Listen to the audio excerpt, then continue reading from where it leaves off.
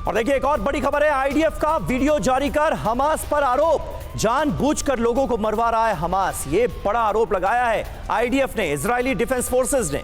रिहायशी इलाकों में हमास ने अपने ठिकाने बना रखे हैं, ये कहा है आईडीएफ ने।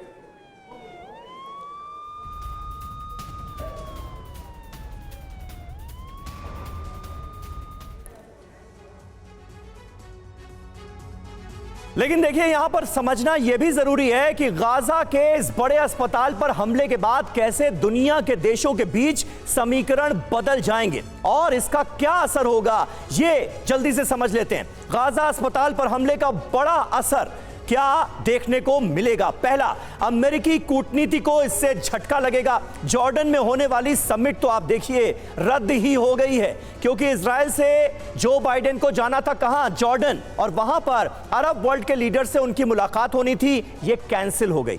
दूसरा, मिस्र के राफा क्रॉसिंग के जरिए मदद की संभावना भी और कम हो गई है। तीसरा, बदले हालात का हमास, ईरान और हिजबुल्लाह को सीधा फायदा मिलता हुआ नजर आ रहा है।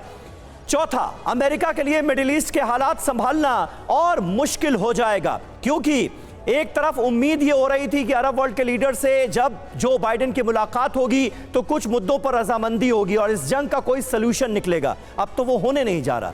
पांचवां, इजराइल के खिलाफ हिजबुल्लाह, ईरान को अरब से समर्थन मिलेगा, इसके भी आसार बढ़ते हुए दिख रहे हैं। ईरान से वॉर फ्रंट खुला तो अमेरिका सीधे जंग में शामिल हो सकता है। फिर यह लड़ाई ईरान वर्सेस इजराइल और इजराइल के साथ अमेरिका यानी बड़ी हो जाएगी, इसका दायरा बढ़ जाएगा, पैमाना बड़ा हो जाएगा।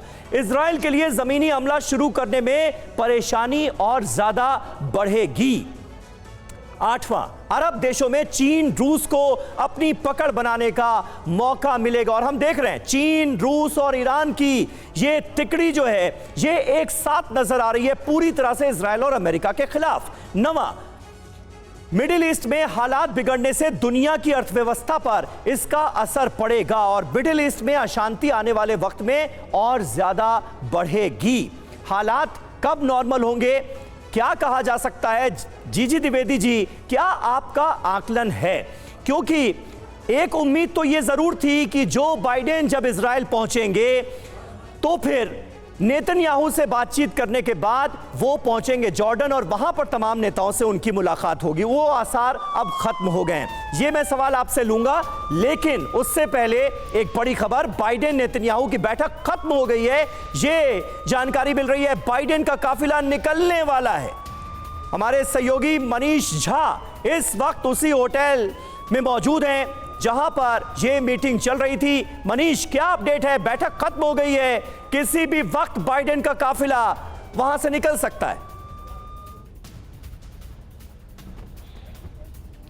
बिल्कुल, देखिए ऐसा लग रहा है कि बाइडेन और नेतन्याहू के बीच जो मीटिंग चल रही थी जिसमें यह तय किया जाना था कि अब अमेरिका और इजराइल मिलकर किस तरीके से इस आने वाली चुनौती का सामना करेंगे, किस तरीके से अरब देशों को समझाएंगे, किस तरीके से अरब और इजराइल के बीच होने वाले किसी भी संभावित युद्ध को टाला जाएगा और अगर ऐसा हुआ तो किस तरीके से अमेरिका और इजराइल मिलकर मुकाबला करेगा।